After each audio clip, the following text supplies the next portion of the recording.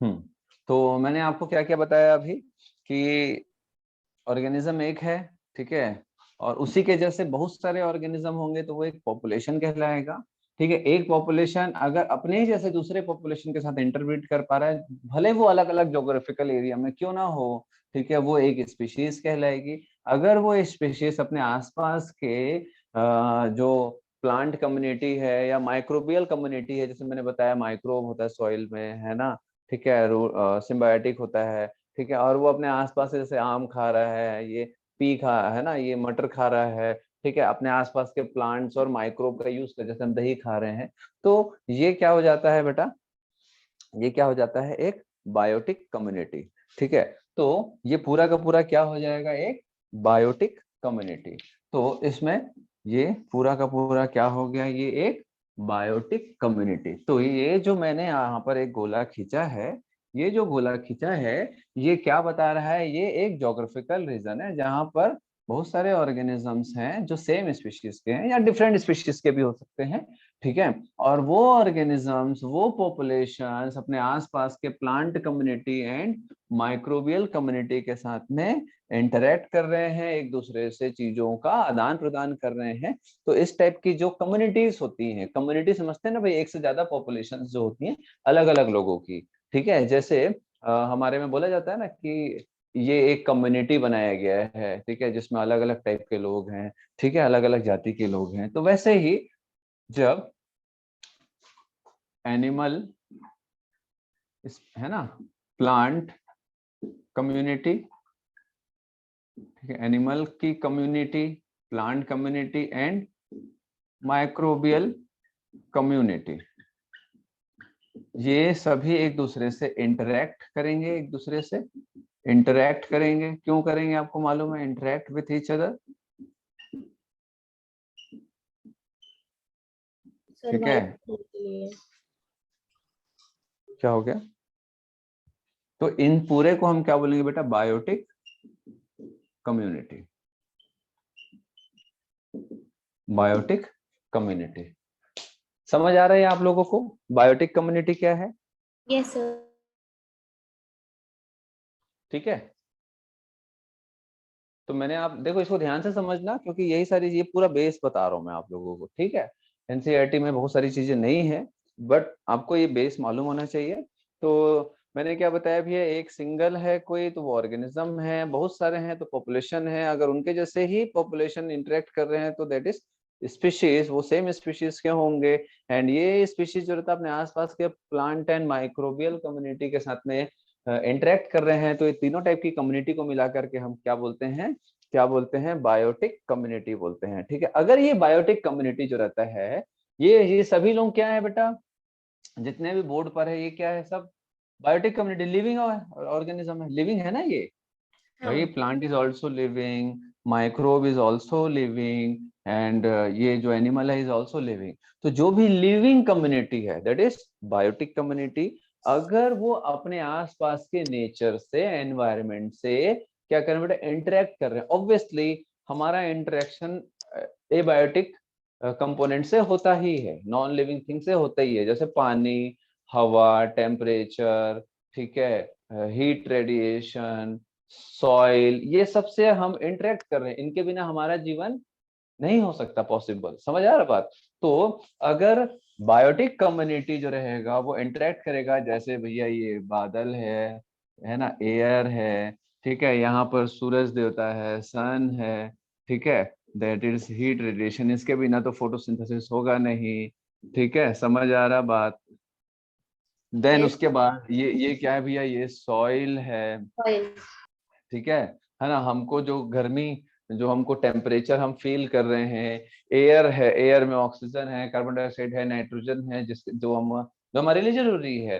तो जब biotic community interaction होगा एबायोटिक कम्युनिटी से, जैसे कि एबायोटिक चीजों से, एयर हो गया, सन हो गया, ऑक्सीजन हो, समझ आ रहा बात, गैसेस हो गए, सॉइल हो गए, ठीक है, ये क्या है भैया, ये हीट रेडिएशन है, या है ना, हीट से क्या होगा भैया, ये टेम्परेचर क्रिएट होगा, ठीक, ये क्या है, सोलार सनरेस, सनरेस होगा, ठीक, टेम्परेचर क्रिएट करेगा। तो ये सारी चीजें मिल करके क्या बनाता है बेटा, क्या बनाता है? एक इकोसिस्टम। तो ये सारी चीजें मिल करके क्या बनाता है? एक ecosystem. Biotic community plus abiotic community. ठीक है, तो इनको मिला करके हम क्या बोलते हैं? एक इकोसिस्टम। तो इकोसिस्टम समझ आ रहा है क्या होता है? इकोसिस्टम समझ आ रहा है? Biotic things and abiotic things. Abiotic का मतलब नॉन लिविंग कंपोनेंट जो भी होगा, ठीक है। तो मैं बोल सकता हूँ ये एक पर्टिकुलर जोग्राफिकल रीजन में होगा, जैसे कि मान के चलो एक गांव है, ठीक, मान के चलो एक गांव है, उस गांव में पानी के तालाब होंगे, ठीक है, पहाड़ होगा, जमीन होगा, सॉइल होगा, वहां पर हवा होगा, गैसेस होंगे, वहां पर सूरज की रोशनी पड़ रही है, ठीक है, पेड़ पौधे होंगे, समझ आ रहा बात, बहुत सारे जानवर होंगे, मिट्टी में माइक्रोब्स होंगे, इंसान होंगे, डिफरेंट टाइप्स ऑफ एनिमल्स होंगे, ठीक है। तो ये पूरा का पूरा ये क्या है? ये एक इकोसिस्टम हो गया। तो एक गांव क्या है बेटा? एक ज्योग्राफिकल रीजन है वो, मतलब अर्थ प्लेनेट में एक ज्योग्राफिकल रीजन है कि भैया ये एक गांव है, इसकी ज्योग्राफी कुछ ना कुछ तो होगी कि भैया ये इस जगह में आता है, इस कॉन्टिनेंट में आता है, इस कंट्री में आता है, इसका लैटिट्यूड क्या है, लॉन्गिट्यूड क्या है। समझते हो आप लोग? अर्थ का लैटिट्यूड लॉन्गिट्यूड ऐसा कहा जाता है ना, ये कौन सी जगह पर है। तो ये क्या है? एक ज्योग्राफिकल रीजन में ये सारा सारा कंपोनेंट अगर होगा, that is biotic components and abiotic components. अब बायोटिक कंपोनेंट्स क्या हैं? ये तीनों। एबायोटिक कंपोनेंट्स क्या है? बाकी जो मैंने बताया, एयर वेयर सॉइल टेम्परेचर, ठीक है, सनलाइट, ये सब क्या है? Abiotic components. इन सबको मिला करके एक ज्योग्राफिकल रीजन को हम क्या बोलते हैं? इकोसिस्टम। क्लियर है? Yes sir.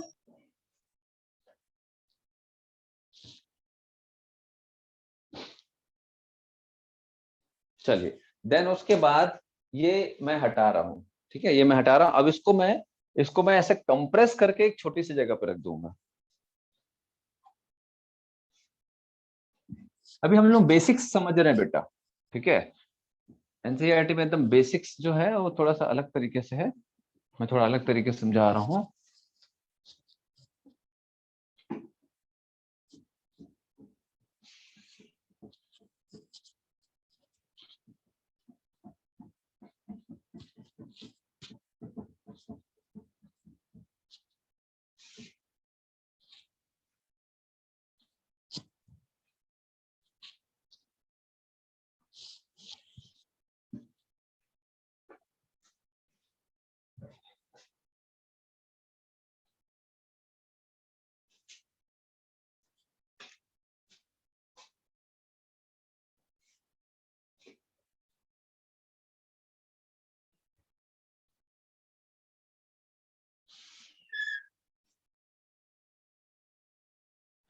ये क्या है बेटा? मुर्गी का अंडा नहीं है ये, ठीक है।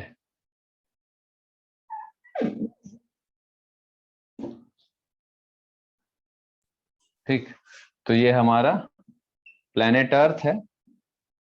प्लेनेट अर्थ है। अगर हम देखेंगे तो ये इसका जो थोड़ा सा ये जो एक्सिस है वो थोड़ा सा टिल्टेड रहता है, ऐसा है ना। अर्थ थोड़ा सा टिल्टेड है एक्चुअल में, है ना, कुछ ज्यादा ही टिल्टेड बना दिया हूं मैं इसका डायरेक्शन को। हाँ, है ना,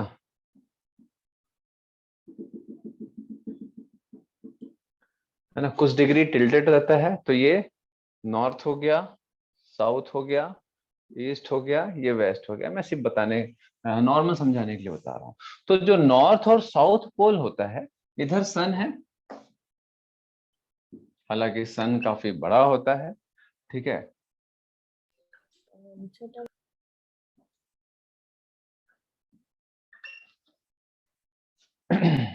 तो सबसे ज्यादा हीट रेडिएशन किधर पड़ रहा है?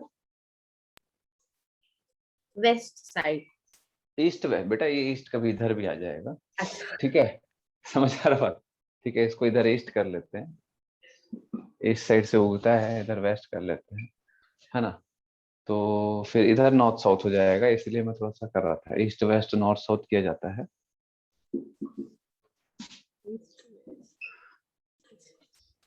ठीक है, ये रोटेट कर जाएगा तो ईस्ट का वेस्ट हो जाता है ना, हाँ ये सर। ऐसे रोटेट कर, समझ आ गया बात, हाँ मैं सर कहीं भी लिख आ रहा सकता है। हूँ। आ ऐसा रहा नहीं है कि सन के तरफ ही ईस्ट होगा, ऐसा नहीं है, है सर। वेस्ट भी होता है। ठीक, चलो, तो ये एक्चुअल में ये इसका लाइन ऑफ एक्सिस होता है, ये टिल्टेड होता है थोड़ा सा, कितना 18 डिग्री, भगवान जाने कितना है, मेरे को ध्यान नहीं है। ठीक है, तो ये अब देखो बात ये है कि जो नॉर्थ है और साउथ रीजन है, इसमें सन रेस जो रहता है वो उतना ज्यादा नहीं है जितना कि east west direction, east west में जितना सन रेस पड़ रहा है, ठीक है, स्फेरिकल है, तो क्या होगा, स्फेरिकल है तो सामने वाला हिस्से में सनरेज ज्यादा पड़ेगा, इधर कम पड़ेगा, तो कम रेज सनरेज पड़ेगा तो हीट जनरेशन कम होगा, तो क्या होगा उस रीजन में, उस रीजन में क्या होगा, तो लाइट कम पहुंचेगी, हीट कम पहुंचेगा, तो ऑब्वियसली वो रीजन थोड़ा सा ठंडा रहेगा। आ रहेगा। समझ आ रहा बात की नहीं समझ आ रहा आप लोगों को, है ना। चलो, वो रीजन थोड़ा सा ठंडा रहेगा, तो आर्कटिक और Antarctic region north south pole पर मिलते हैं, आपको मालूम है ना। तो ये मैं क्यों बता रही, सर ज्योग्राफी क्यों पढ़ा रहे हो, क्योंकि ये चैप्टर पूरा ज्योग्राफी पे बेस्ड है। ठीक है, ये पूरा चैप्टर ज्योग्राफी पे बेस्ड है, तो मैं यहाँ पर क्या बताने वाला हूँ, बायोम। अब बायोम क्या चीज है भैया, आप देखो, जैसे फॉर एग्जाम्पल यहाँ पर कोई इकोसिस्टम्स है, ठीक है, इकोसिस्टम है, छोटा सा इकोसिस्टम। तो इकोसिस्टम क्या होता है, एक छोटा सा ज्योग्राफिकल रीजन। तो ऐसा अगर एक बड़ा ज्योग्राफिकल रीजन होगा, जैसे मान के चलो कि भैया ये इक्वेटर वाला रीजन है, ठीक है, फिर उसके बाद थोड़ा सा ये ट्रॉपिकल रीजन है, ट्रॉपिक्स वाला है, देन उसके बाद ये कोल्ड क्लाइमेट वाला एक रीजन है। तो ये कोल्ड क्लाइमेट वाला जो रीजन है, ठीक है, यहाँ पर ये कोल्ड क्लाइमेट वाला जो रीजन है, ठीक है, और यहाँ पर क्या रहेगा भैया, ये बिल्कुल ये हॉट क्लाइमेट वाला होगा। समझ आ रहा बात। तो एक मेजर जो ज्योग्राफिकल रीजन, एक मेजर ज्योग्राफिकल रीजन जहां पर का एनवायरनमेंट जो रहता है बिल्कुल डिफरेंट है बाकी जगह के एनवायरनमेंट से। जैसे फॉर एग्जांपल छोटा सा, ये कोल्ड टेम्परेचर वाला जो रीजन है, नॉर्थ और साउथ पोल, यहाँ पर का ज्योग्राफी बिल्कुल, ज्योग्राफिकल एरिया बिल्कुल अलग होगा। बायोटिक कम्युनिटी, एबायोटिक कम्युनिटी यहाँ के बिल्कुल डिफरेंट होंगे। ठीक है, तो ये एक बड़ा सा क्या कहलाता है, ये बायोम कहलाएगा। ये एक बड़ा सा क्या कहलाएगा, बायो, मतलब एक लार्ज ज्योग्राफिकल रीजन जहां पर का टेम्परेचर वेरिएशन वगैरह, प्रेसिपिटेशन मतलब बारिश है, स्नोफॉल है, बिल्कुल अलग होगा, वहां के स्पीशीज अलग होंगे, है ना। समझ आ रहा बात। तो वो क्या कहलाता है, एक बायोम। तो बायोम क्या होता है बेटा, एक बड़ा यूनिट है एनवायरनमेंट का, जहां पर अलग टाइप के पेड़ पौधे उगेंगे, अलग टाइप के उससे रिलेटेड जो भी एनिमल्स है या माइक्रोब्स वहां पर पाए जाएंगे। समझ आ रहा है, क्या बोला मैंने, एक लार्ज ज्योग्राफिकल रीजन, एक जो कि एक अलग टाइप का एनवायरनमेंट होगा, और अलग टाइप का वेजिटेशन होगा, एनिमल्स होंगे, माइक्रोब्स होंगे, मतलब बायोटिक और एबायोटिक कंपोनेंट्स उस ज्योग्राफिकल रीजन में थोड़ा डिफरेंट होगा, बहुत अलग टाइप का होगा। तो वो क्या कहलाता है, एक बायोम कहलाता है। जैसे यहाँ पर अलग टाइप का इकोसिस्टम है, और ये ज्योग्राफिकल रीजन इस ज्योग्राफिकल रीजन से बिल्कुल डिफरेंट है, तो ये एक बायोम कहलाएगा। तो ऐसे बहुत सारे डिफरेंट टाइप्स के बायोम्स होते हैं। ठीक है, तो उसको समझने के लिए अगर हम देखें छोटा सा, सर जब किसी दो इकोसिस्टम को कंपेयर कर रहे हैं तब हम बायोम बोलेंगे ना। इकोसिस्टम बोल सकते हैं बेटा, इकोसिस्टम से भी एक बड़ा रीजन बोल सकते हैं पूरा, है ना। इकोसिस्टम का भी बड़ा एरिया, है ना। इकोसिस्टम तो एक छोटा ज्योग्राफिकल रीजन को भी बोल सकते हो आप। ठीक है, एक बोल सकते हैं मतलब आपके घर में जैसे पानी का जो वो होगा, अरे वो जहाँ मछली वछली रखते हो, क्या बोलते हैं उसको, एक्वेरियम।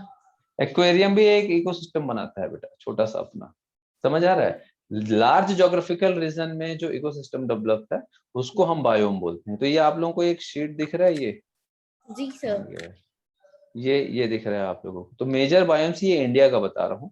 जैसे ये ट्रॉपिकल रेन फॉरेस्ट हो गया, ठीक है, डेसिडियस फॉरेस्ट हो गया, ये बहुत बड़ा ज्योग्राफिकल रीजन है। ठीक है, और ये क्या है, डिजर्ट है ना, और ये सी कोस्ट एरिया है।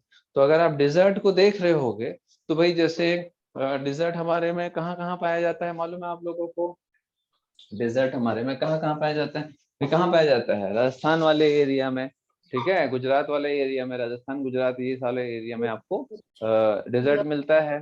तो वो डेजर्ट जो रहता है उसका क्लाइमेट अलग है बेटा।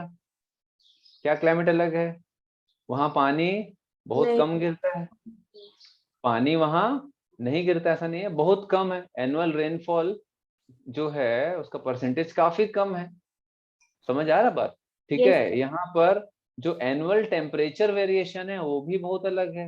एनुअल टेम्परेचर वेरिएशन का मतलब होता है कि भाई साल भर मिनिमम और मैक्सिमम कितना जाएगा, उसका रेंज भी काफी ज्यादा है, बहुत मिनिमम से बहुत मैक्सिमम भी जाता है। ठीक है, राजस्थान के कई जगहों पर 0 डिग्री माइनस में जाता है, बट आपको बता दूं रेत वाला हिस्सा ठंडी भी जल्दी होती है और गर्म भी बहुत गरम जल्दी भी होता है। बहुत जल्दी। ठीक है, तो ये इसका बता रहा हूँ। कुछ डेजर्ट एरिया काफी कोल्ड होते हैं। बता सकते हो आप लोग कौन सा ऐसा डेजर्ट एरिया है जो कोल्ड होता है? कौन बताएगा? ये गोबी डेजर्ट। ये कहाँ लद्दाख। पाया जाता है? लद्दाख, यस सर, ये चाइना के अंदर है। तिब्बत। हाँ, तिब्बत वाला एरिया जो उधर चाइना में आता है। चाइना में बहुत सारे डेजर्ट जो होते हैं ना, वो कोल्ड डेजर्ट होते हैं। ठीक है, कोल्ड डेजर्ट होते हैं। गोबी डेजर्ट हो गया, और तिब्बत वाला जो एरिया है, ठीक है, वो भी एक डेजर्ट ही है। ठीक है, और लेकिन जो राजस्थान में जो है थार डेजर्ट, ये हॉट डेजर्ट में आता है, हॉट गर्म डेजर्ट है ये। ठीक है, और वैसे ही सहारा डेजर्ट जो अफ्रीका का है। ठीक है, तो ये सब ज्योग्राफी है, ज्योग्राफी में थोड़ा बहुत पता होगा तो आसानी होगी। अब जैसे ये क्या बेटा, ये भी एक बायोम है, डेजर्ट है। ठीक है, बहुत बड़ा ज्योग्राफिकल रीजन है। यहाँ का वेजिटेशन, एनवायरनमेंट, टेम्परेचर, रेनफॉल सब अलग है। ठीक है, देन उसके बाद ये क्या भी है, tropical rain forest. Tropical rain forest क्या होता है, काफी घना जंगल रहता है, जिसमें हाँ पत्ते साल भर रहते हैं, साल भर पानी अच्छा खासा गिरता है, सूखा नहीं पड़ता है।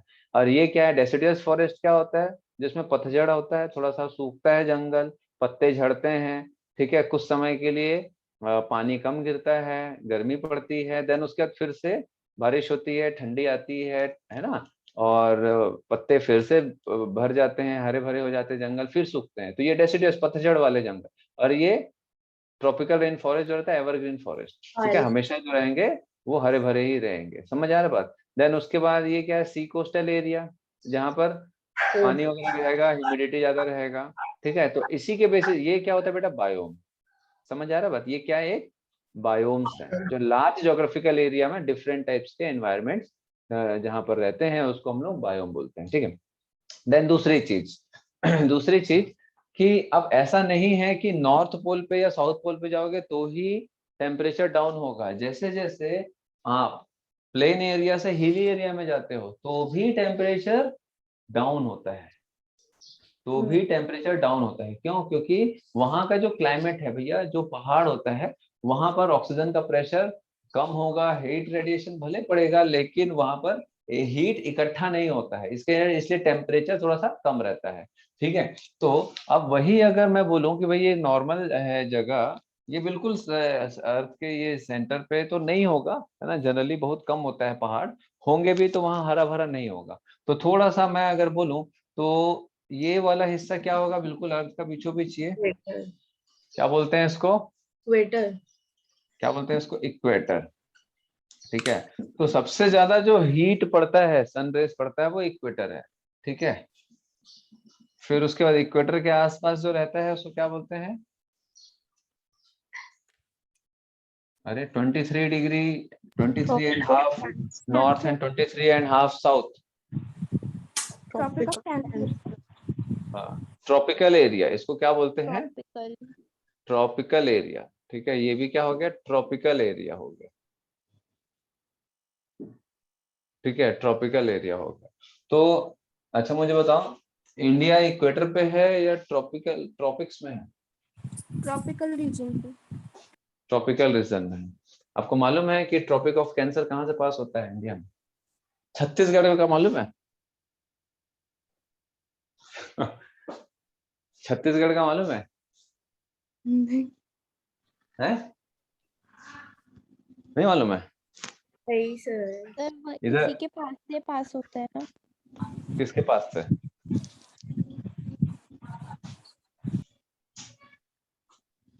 सरगुजा डिस्ट्रिक्ट है ना बेटा, नॉर्थ छत्तीसगढ़।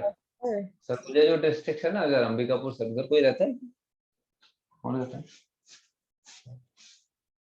कौन रहता है उधर, आप में से कोई कोई रहता है क्या? नहीं सर। नहीं। नहीं रहते हो कोई? नहीं। अच्छा, ठीक है, कोई बात नहीं।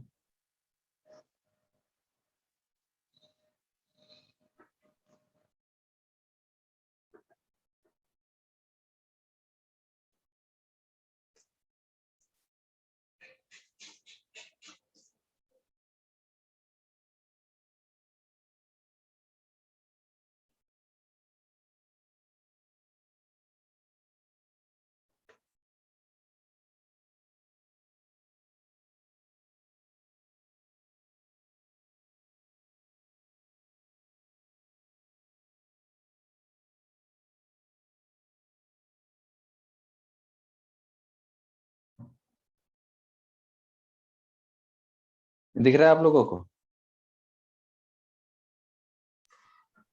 दिख रहा है टॉपिक ऑफ कैंसर? यस दिख रहा है, छत्तीसगढ़ के, नॉर्थ छत्तीसगढ़ से पास हो रही है। ठीक है, Yes. गुजरात, मध्य प्रदेश, छत्तीसगढ़, झारखंड, वेस्ट बंगाल, बांग्लादेश, ऐसा समझ आ रहा है ये क्या है बेटा? है ना, ये टॉपिक ऑफ कैंसर है ये, है ना। तो ये क्यों बता रहा हूं मैं ऐसा? इसीलिए बता रहा हूँ क्योंकि ये एरिया पे क्या रहेगा भैया, ये एरिया जो रहता है वो उस पे एकदम ज्यादा हीट नहीं पड़ता है, लेकिन हीट पड़ता है। समझ आ रहा है बात, है ना। और यहाँ पर जो रहेगा बहुत ज्यादा हीट नहीं है, बहुत ज्यादा ठंडा नहीं है, ये बढ़िया, ये थोड़ा सा नॉमिनल एरिया होता है। ठीक है, ये ट्रॉपिकल एरिया जो रहता है ये नॉमिनल एरिया होता है। ठीक है, ध्यान रखना। ठीक, देखो यहाँ पर हीट डायरेक्ट पड़ रहा है, यहाँ थोड़ा सा कम पड़ रहा है। अब इधर थोड़ा जैसे जैसे नॉर्थ जाते जाएंगे या साउथ जाते जाएंगे, धीरे धीरे ठंडा होते जाएगा। तो ये अब देखो यहाँ पर अगर आप देखोगे बेटा, ट्रॉपिकल एरिया के उस पार जा रहे हैं तो हमारे पास हिमालयन रेंज है इधर, हिमालयन रेंज है। ठीक है, इसको ध्यान से समझना है सबको, ये हिमालयन रेंज है, ये हिमालयन रेंज है। ठीक है, अब ऐसा हिमालय रेंज के उस तरफ जाओगे, उधर चाइना पड़ता है तो उधर और ठंडा होते जाएगा। ठीक है, तो ऐसा बिल्कुल नहीं है कि भैया हिमालयन रेंज है करके वहां पर एकदम ठंडा है। जैसे जैसे ये हिल एरिया है यहाँ पर, तो जैसे जैसे हम हिल एरिया में जाते जाएंगे, हिल के ऊपर जाते जाएंगे, टेम्परेचर कम होते जाता है और वहां का वेजिटेशन थोड़ा सा अलग होते जाएगा। ठीक है, वहां का वेजिटेशन अलग होते जाएगा, वहां का बायोम थोड़ा सा अलग हो जाता है। ठीक है, तो ये बताने का कारण क्या है भैया, ये थोड़ा सा ठंडा एरिया पड़ेगा, ये थोड़ा सा हॉट, ये एकदम हॉट एरिया रहता है। यहाँ बहुत ज्यादा गर्मी पड़ेगा, तेज धूप पड़ेगा, तो यहाँ अगर वेजिटेशन है तो अच्छा खासा सनलाइट मिलेगा। ठीक है, और अच्छा खासा बारिश होगा वहां पर, तो भयंकर बारिश और भयंकर धूप, बहुत टेम्परेचर टेम्परेचर हाई भी होगा। ठीक है, और मतलब हीट की सन की इंटेंसिटी भी बहुत ज्यादा होगी और बारिश भी बहुत ज्यादा होगा इस एरिया में। समझ आ रहा बात आप लोगों को? तो यहाँ पर जब अगर कोई ऐसा सॉइल है जो कि वेजिटेशन को प्रमोट करता है, तो उस जगह में बहुत घना जंगल होगा, उस जगह में बहुत घना जंगल होगा। क्यों? ज्यादा गर्मी पड़ती है, ज्यादा से ज्यादा उस एरिया में क्या होता है बेटा, ऐसा क्लाइमेट बनता है कि बारिश भी भयंकर होती है वहां पर। समझ आ रहा बात? तो अच्छा खासा, तो इसीलिए बेटा अमेजोन जो जंगल होता है ना, अमेजोन जो रहता है वो, उससे क्या पास होता है मालूम है आप लोगों को? इक्वेटर पास होता है या ट्रॉपिकल, ट्रॉपिक ऑफ कैंसर पास होता है, मालूम है किसी को? हाँ, मालूम है आप लोगों को?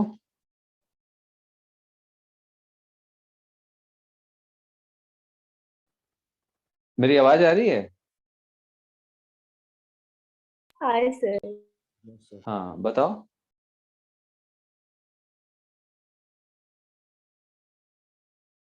बताओ ना। हाँ, क्या चीज? ट्रॉपिकल फॉरेस्ट है तो ट्रॉपिकल करता होगा।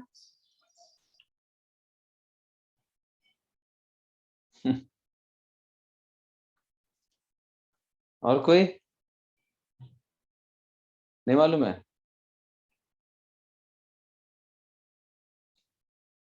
अमेजोन जो है ना बेटा जंगल, उससे ना इक्वेटर पास होता है। ठीक है, इक्वेटर पास होता है, ध्यान रखना। ठीक है, चलिए, तो ये बताने का मेरा जो मकसद था वो ये था कि भैया जो बायोम्स होते हैं वो कैसे क्रिएट होते हैं। ठीक है, वहां पर सॉइल भी कैसा होना चाहिए। ऐसा नहीं है कि अगर ट्रॉपिकल एरिया में है तो वहां पर बहुत अच्छा बारिश वारिश, ठंडा गर्म बहुत अच्छा होगा, नॉर्मल होगा। बिल्कुल ऐसा भी नहीं है कि इक्वेटर में अगर कोई जोग्राफिकल रीजन है तो वहां बहुत ज्यादा बारिश होगी, बहुत गर्मी पड़ने के साथ में बारिश भी अच्छी होगी। सॉइल कैसा है ये भी डिपेंड करता है, पता पड़ा। या सॉइल ही नहीं है यहाँ पर वैसा जो वेजिटेशन को सपोर्ट कर सके, तो वहां पर प्लांटेशन भी कैसे होगा। तो बहुत सारे जो डिजर्ट होते हैं वो भी इस जगह पे पाए जाते हैं, ठीक है, तो जहाँ पर बिल्कुल भी वेजिटेशन प्रमोट नहीं होता है। तो अब कुछ हम लोग वो देखेंगे बायोम्स जो हैं अलग अलग टाइप के। ये दिख रहा है आप लोगों को, बायोम डिस्ट्रीब्यूशन विथ टेम्परेचर। अभी जरा ध्यान से देखना, ये इंपॉर्टेंट है, इसको अच्छे से समझो। दिख रहा है अच्छे से, ये बड़ा दिख रहा है, आपके एनसीईआरटी का ही है, ठीक है। इसको ध्यान से समझना, मैं जो समझाऊंगा। देखो बेटा, एक्स एक्सिस पे क्या है, मीन एनुअल प्रेसिपिटेशन। प्रेसिपिटेशन का मतलब लिख लेना, रेनफॉल या स्नोफॉल दोनों को बोलते हैं प्रेसिपिटेशन। कितना सेंटीमीटर हो रहा है, पानी गिर रहा है तो कितना सेंटीमीटर गिर रहा है, और अगर बर्फ गिर रहा है तो कितना सेंटीमीटर गिर रहा है साल भर में, ठीक है। साल भर में ना, मीन एनुअल, एनुअल मतलब साल भर का, ठीक है। देन उसके बाद वाई एक्सिस पे क्या है, मीन एनुअल टेम्परेचर, मतलब उस जगह पे कितनी गर्मी पड़ेगी, ठीक है, उसका रेंज क्या है। तो -15 से 30, और यहाँ पर आपका 0 से 450 सेंटीमीटर, ऐसा है ना। जीरो से ये 0 होगा, यहाँ पर 0 से 50, 100 ऐसा 450, और ये -15 से +30 डिग्री सेंटीग्रेड टेम्परेचर। ये एवरेज है एक्चुअल में, जाता तो 50-55 तक के है टेम्परेचर, आपको मालूम है। ये एवरेज है, ये एक्चुअल मीन, मीन का मतलब एवरेज। समझ आ रहा है आप लोगों को, ये मीन है ना, ऐसे नहीं सोचना है सर 30 डिग्री बच जाता है टेम्परेचर, नहीं, ये मीन है बेटा, ठीक है ना, एवरेज बता रहा है ये साल भर का। क्लियर हो रहा है आप लोगों को, यस सर। है ना, यस सर। चीजों को समझो अच्छे से। अब देखो बेटा, Arctic and alpine tundra, tundra क्या है, एक बायोम को बोलते हैं एक्चुअल में, जहाँ पर ठंडा रीजन होता है ना, ठंडा वाला बायोम जो है, ठीक है, जो कोल्ड बायोम रहता है वो टुंड्रा बायोम कहलाता है, ठीक है। तो आर्कटिक और अल्पाइन, तो ये यहाँ पर आर्कटिक, समझ रहे हो आप लोग, आर्कटिक कहाँ होता है, आर्कटिक अंटार्कटिक समझते हो ना, ठीक है। तो वो यस ठंडा वाला सर। क्लाइमेट, तो भाई सीधी सी बात है, वहां बर्फ गिरेगा कि नहीं गिरेगा, गिरेगा। बर्फ गिरेगा, ठीक है, बर्फ गिरेगा। तो वहां पर जो एनुअल जो प्रेसिपिटेशन है बर्फ गिरने का, दैट इज, बर्फ गिरे या बारिश हो, ठीक है, वो कहाँ से कहाँ तक रहेगा बेटा, वो आपका 0 नहीं रहेगा, उससे ज्यादा ही रहेगा, ठीक है। ये आपका 130 तक के है, ये यहाँ से ऐसा देखोगे। और जो टेम्परेचर है वो -10 से लेकर के आपका ये 0 to 3 डिग्री तक के रहेगा।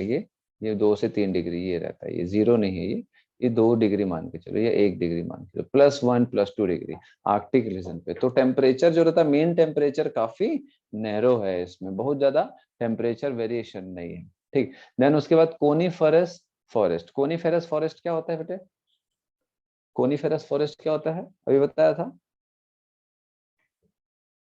कोनीफेरस समझते हो आप लोग, यस सर, जिसमें कोनिफर्स रहते हैं, जिम्नोस्पर्म के जो। हाँ, जो जो हिली एरिया में पाया जाता है, जैसे कि मनाली वनाली हो गया, ठीक है, समझ आ रहा है बात, कश्मीर हो गया, उस जगह पे जो कोनीफेरस फॉरेस्ट होते हैं ना, जो ठंडे जगह पे रहते हैं, तो ऑब्वियसली कोनीफेरस फॉरेस्ट में टेम्परेचर तो बेटा 0 डिग्री के नीचे तक जाएगा ही जाएगा, ये देखो माइनस में जाएगा ही जाएगा, और प्लस भी जाएगा आपका, ये 13-14 डिग्री तक के जाएगा, ठीक है, ठीक ठाक टेम्परेचर रहता है। लेकिन ये आर्कटिक वाला एरिया है, यहाँ तो बेटा बहुत टेम्परेचर लो रहेगा, समझ रहे हो, 0 डिग्री तक ही इसका मीन एनुअल टेम्परेचर है, उस बहुत ज्यादा गर्मी पड़ता ही नहीं। अगर 0 से ऊपर चला गया ना बेटा, तो क्या होगा आर्कटिक रीजन में, आर्कटिक रीजन में 0 से अगर ज्यादा जाएगा तो क्या होगा, बर्फ पिघल जाएगा। बर्फ पिघलेगा, समुद्र में पानी बढ़ जाएगा, समझ आ रहा बात। इसीलिए इसका मीन टेम्परेचर 0 से बहुत ज्यादा ऊपर नहीं है, ठीक है। एक समय आता है ना कि आपको मालूम है कि ग्लेशियर्स पिघल रहे हैं, तो वो यस 0 सर। डिग्री से ऊपर जाता है, देखो ना, ये 1 डिग्री भी गया, 1 से 2 डिग्री गया तो वो पिघलना चालू होता है, वो कम समय के लिए होता है। इसीलिए इसका जो वेरिएशन है अगर आप देखोगे, तो 0 से ये 2 डिग्री बहुत कम समय के लिए, बहुत छोटा सा है ये एरिया, समझ आ रहा है बात, ठीक है। चलिए, देन उसके बाद ये कोनीफेरस फॉरेस्ट आपको समझ आ गया होगा कि इसमें अब ये क्या चीज है, यहाँ से लेके यहाँ तक ये क्या बता रहा है, कि जब एनुअल रेनफॉल या फिर स्नोफॉल जो रहेगा, वो आपका 120 तक के रहेगा, कहाँ से 50 से 120 तक के रहेगा, है ना। तो उसका टेम्परेचर जो रहेगा वो 0 से लेकर के 13 डिग्री तक रहेगा। देन उसके बाद बर्फ ज्यादा गिरेगा, इधर देखो, जब एनुअल उस समय का टेम्परेचर का वेरिएशन कम होगा, ऑब्वियसली टेम्परेचर बढ़ेगा नहीं, ये देखो ना कम है, टेम्परेचर बढ़ेगा नहीं, तो ये हिस्से में रेनफॉल ज्यादा हो रहा है, यहाँ से लेकर के यहाँ तक। देखो रेनफॉल का जो ग्राफ है वो ज्यादा है, यहाँ से लेकर के यहाँ तक रेनफॉल ज्यादा से ज्यादा होगा जब टेम्परेचर वेरिएशन कम होगा। समझ आ रहा है कि नहीं? ठीक यस है। सर। देन उसके बाद डेजर्ट sir. का देखो, डेजर्ट में देखो mean annual temperature sorry rainfall कितना है बड़ा, एकदम 50 में सिमट गया है। साल भर में 50 mm बारिश हो गई, बहुत बड़ी बात है। ये दिख रहा है ये बारिश 50 mm कुछ नहीं होता है बेटा। रायपुर में ही 150 mm बारिश हो जाती है साल भर में, ठीक है, 150 से ऊपर। चलो ये दिख रहा है, ये 50 है ना, 150 200 ऐसा जाता है बारिश हमारे में। ये हो गया। तो अब लेकिन इसका टेम्परेचर वेरिएशन दिख रहा है आप लोगों को, 5 डिग्री से लेकर के ये 23-24 डिग्री तक है। ये मीन एनुअल टेम्परेचर है। देन ग्रासलैंड का कम से लेकर के काफी ज्यादा, और इसमें बारिश ठीक ठाक होती है, ठीक है, 80-90 के आसपास तक होती है, और टेम्परेचर वेरिएशन काफी ज्यादा है, ठीक। देन ये टेम्परेट फॉरेस्ट, टेम्परेट फॉरेस्ट क्या होता है, जो ज्यादा गर्मी वाले रीजन पे होता है, जहाँ पर अच्छा खासा धूप पड़ता है। डेजर्ट एरिया में ऐसा नहीं सोचना है कि बहुत ज्यादा धूप पड़ता है। एक्चुअल में डेजर्ट एरिया गर्म भी इसलिए होता है क्योंकि वहां पर प्लांट्स नहीं है, पहला। दूसरा, हीट अच्छा खासा एब्जॉर्ब करता है डेजर्ट, समझ आ रहा बात, और रेडिएट भी करता है, वो रेडिएशन भी रहता है, तो इसलिए वो हिस्सा एकदम गर्म रहता है, ठीक है। ग्रासलैंड का अगर आप देखोगे तो इसका जो 10 से लेकर के ये 23-24 डिग्री तक के इसका क्या है, टेम्परेचर वेरिएशन है, एंड अच्छा खासा बारिश भी है, अच्छा खासा बारिश भी है, 60-70 से लेकर के 200 तक के, ठीक है। देन उसके बाद अब आप देखो ट्रॉपिकल फॉरेस्ट। ट्रॉपिकल फॉरेस्ट में क्या होगा, ट्रॉपिकल फॉरेस्ट में क्या होगा, टेम्परेचर थोड़ा सा ज्यादा ही है। एनुअल टेम्परेचर देखो ना बेटा, एकदम कम नहीं हो रहा है, 20 से लेके ये 25 तक के, 20 से 25 तक का इसका मीन एनुअल टेम्परेचर है। और वो होने के कारण जो इसमें जो रेनफॉल है ये काफी ज्यादा है। देखो 400-450 तक के जा रहा है, 425 तक के जा रहा है, 420-430 तक का जा रहा है, दिख रहा है ये 425 तक के इसका।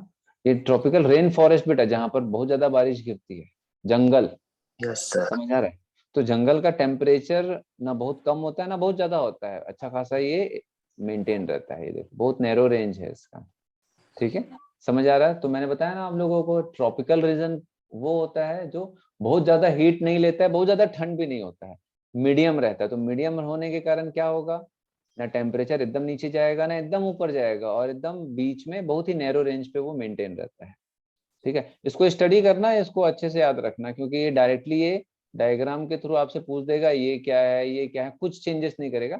यही डायग्राम को ये इसी तरीके से ऐसा लेबलिंग करने बस बोलेगा आपको, ठीक है, क्लियर हो रहा है ना। Yes, ये कुल मिला के आपको इसको याद रखना है, मैं आपको सिर्फ कैसे पढ़ना है, समझना है कैसे, इसके हिसाब से वो मैं बता रहा हूँ आप लोगों को। इक्वेटर से क्या फर्क पड़ता है, ट्रॉपिकल रीजन से क्या होता है, ठीक है। ट्रॉपिकल रीजन जो रहता है उसमें क्या होता है भैया, टेम्परेचर जो रहता है वो काफी मेंटेन रहता है, ठीक है। अच्छा खासा टेम्परेचर भी होगा, लो टेम्परेचर, मतलब ये थोड़ा सा नॉर्थ और साउथ पोल में होता है, ट्रॉपिकल रीजन नॉर्थ और साउथ पोल की तरफ होता है, इसीलिए थोड़ा सा टेम्परेचर का वेरिएशन अच्छा खासा होता है। यहाँ टेम्परेचर हाई टेम्परेचर मेंटेन रहता है, यहाँ पर कम और ज्यादा दोनों होता है, ठीक है।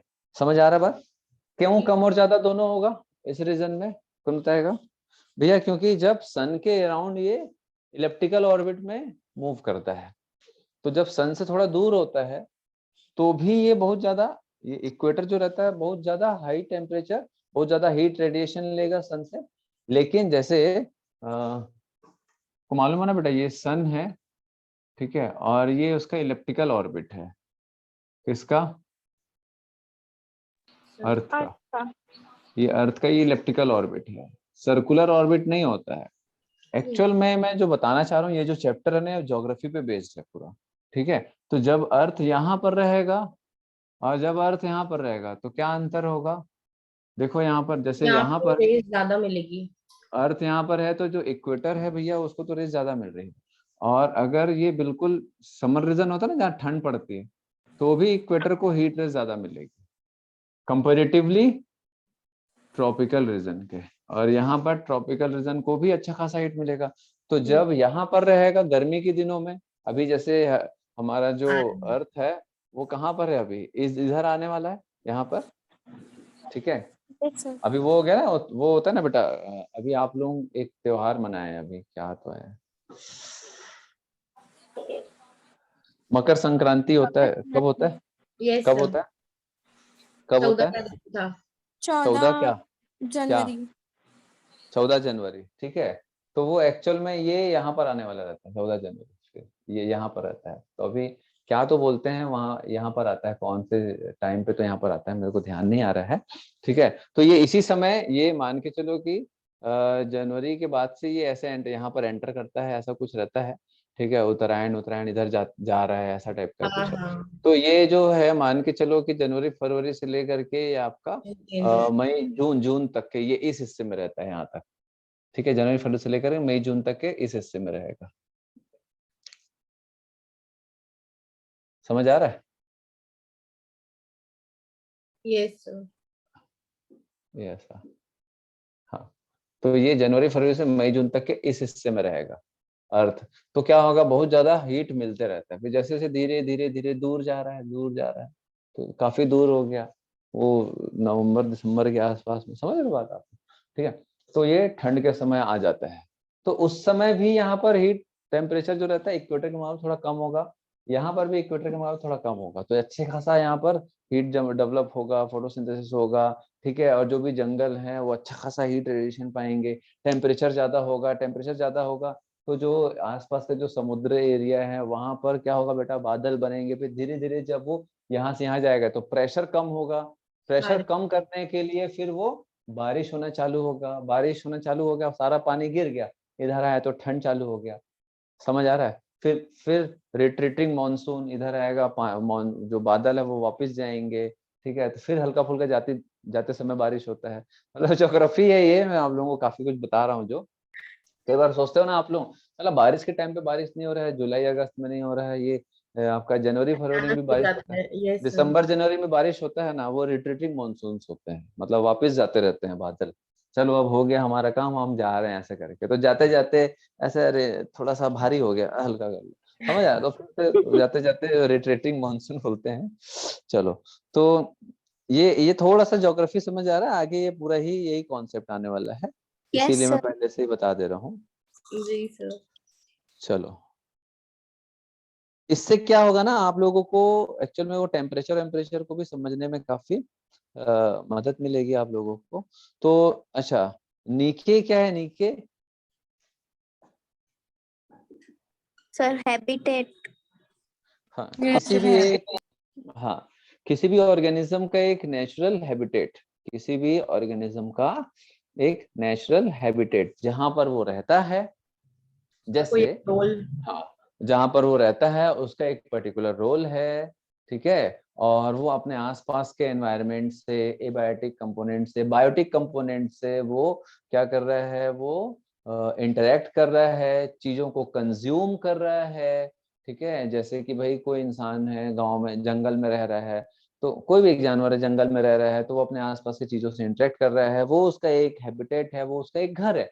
जंगल उस जानवर का, उस एनिमल का एक घर है, वहीं पर वो खा रहा है, पी रहा है, ठीक है, और बाकी लोगों से वो इंटरेक्ट कर रहा है, तो वो उसका एक नीके, मतलब मान के चलो बेटा, जिस जगह पर रहते हैं, खाते पीते हैं, आसपास के चीजों से इंटरेक्ट करते हैं, और वो उसी जगह के लिए सुटेबल है, तो वो उसका एक नीके हो जाता है। समझ आ रहा है नीके क्या है? ठीक Yes, sir. है ना?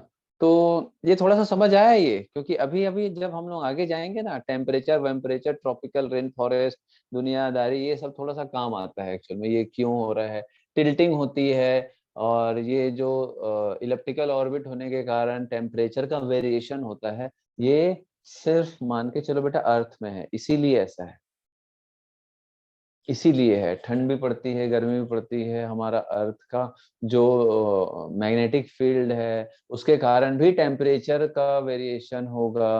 बेटा अगर अर्थ का मैग्नेटिक फील्ड हटा दोगे ना, तो ये जो सन है ना, जला डालेगा हम लोग। समझ आ रहा बात? सन जला डालेगा, यहाँ पर जैसे ही आएगा ना, पानी खत्म हो जाएगा, पूरा इवेपोरेट हो जाएगा, और समुद्र से पानी इवेपोरेट होता है, लेकिन अर्थ का जो फील्ड होता है वो, जो भी हमारा एटमॉस्फेयर है उसको अंदर ही दबा के रखता है, इसीलिए हमारा एटमॉस्फेयर बाहर नहीं जाता। समझ आ रहा बात? इसीलिए हम अपने एटमॉस्फेयर के अंदर ऐसे दबे हुए हैं प्रेशर के कारण। समझ आ रहा बात? तो प्रेशर डेवलप होता है कहीं ना कहीं तो जाएगा। कोई चीज अगर इवेपोरेट हो रहा है, वाटर है, तो प्रेशर डेवलप होगा तो वो कहीं ना कहीं जाएगा। तो भैया बादल है, हाई प्रेशर से लो प्रेशर पे जाएगा, हाई प्रेशर से लो प्रेशर पे जाएगा। तो इसीलिए क्या होता है, लो प्रेशर जो रहता है ना, वो इस जगह पे रहता है। समझ आ रहा बात? लो प्रेशर इस जगह पे डेवलप होता है, इसीलिए सारे बादल इक्वेटर ट्रॉपिकल एरिया पे जाते हैं। तो ज्यादा से ज्यादा जो घने जंगल देखोगे ना, स्क्रीन ऑफ हो गई। वीडियो इक्वेटर पे होते हैं।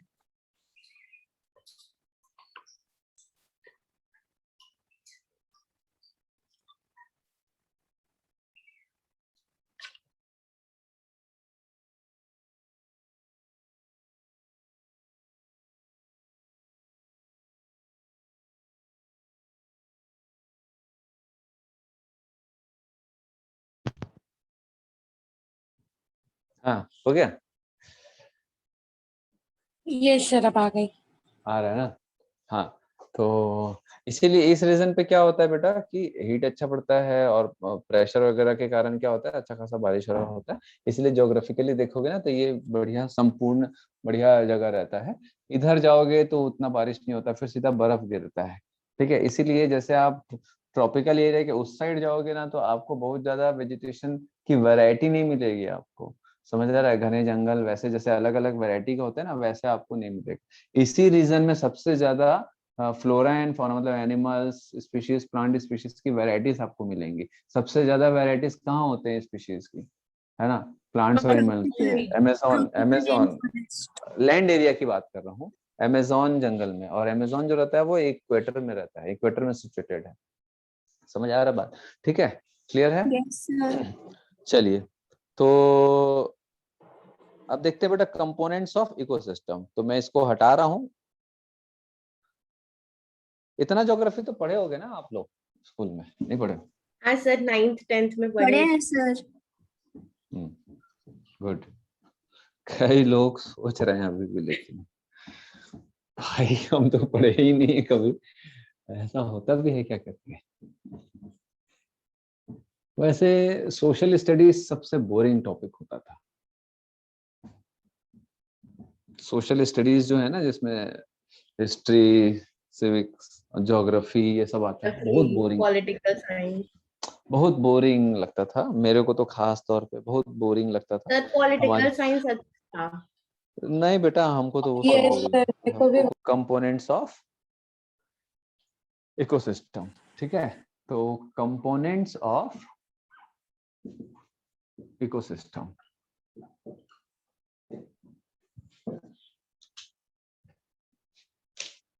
मैंने वहां से एक चीज सीखा कि भाई कोई भी पढ़ाई हो, जब तक आप बहुत ज्यादा इंटरेस्ट नहीं लोगे तब तक आप चीजों को एक्सेप्ट भी नहीं करते हो। तो पढ़ाई के साथ वैसे ही है, जैसे नीट लोग ले तो लेते हैं लेकिन उसमें इंटरेस्ट नहीं लेते हैं कि मुझे को डॉक्टर बनने है, तो चीजें एक्सेप्ट भी नहीं कर पाते हैं कुछ बच्चे, क्योंकि माँ बाप लोग जबरदस्ती उनको डॉक्टर बनाना चाहते हैं। ऐसा भी होता है कई बार, ठीक है? और कई लोग चाहते हैं लेकिन सिर्फ चाहते हैं, ठीक है, उसके लिए कुछ करते नहीं। समझ आ रहा है? तो दो कंपोनेंट्स होते हैं इकोसिस्टम के, एक एबायोटिक और एक बायोटिक, है ना? एक बायोटिक और एक एबायोटिक। तो एबायोटिक में क्या क्या आएगा भैया? एबायोटिक में क्या क्या आएगा? Temperature, soil, temperature, water, temperature, ठीक है, देन उसके बाद वाटर, लाइट, लाइट, ये सर। Water, oil. ऑयल, ठीक है। एबायोटिक में क्या क्या आएगा? प्रेडेटर, प्रेडेटर के कॉम्पिटिटर्स भी होते हैं, कॉम्पिटिटर्स, पैथोजन, पैरासाइट्स, ठीक है। हम लोग प्रेडेटर हैं कि नहीं है? है ना सर? हम लोग प्रेडेटर हैं, ठीक है, यस सर। है ना? तो हम लोग प्रेडेटर्स हैं। चलो, और कॉम्पिटिटर्स भी हैं। आप सभी जितने भी लोग भी पढ़ रहे हो, all are competitor for each other, ठीक है? क्योंकि एक ही चीज Yes. के लिए, एक ही रिसोर्स के लिए कंपटीशन कर रहे हो, तो वैसे जलन भावना नहीं पालना, ठीक है? चलो, तो अपन स्टार्ट करते हैं बेटा टेम्परेचर से। है ना।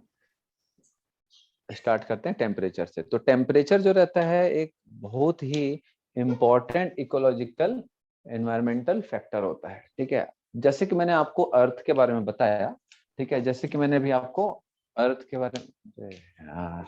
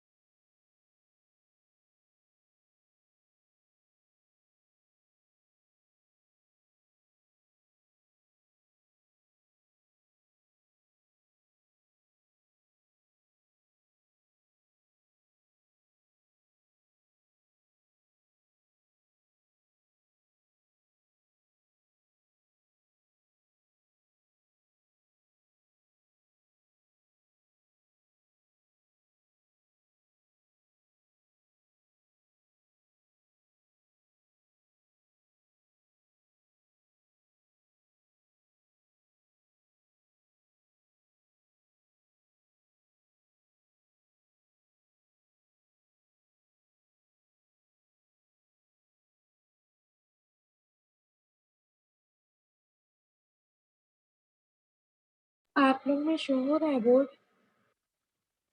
नहीं, नहीं।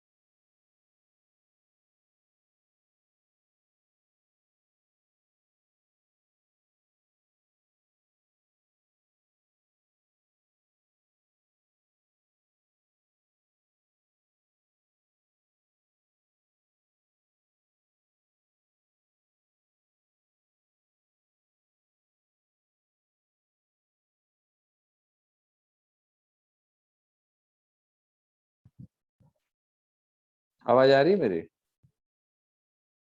Yes sir. ठीक है, चलिए।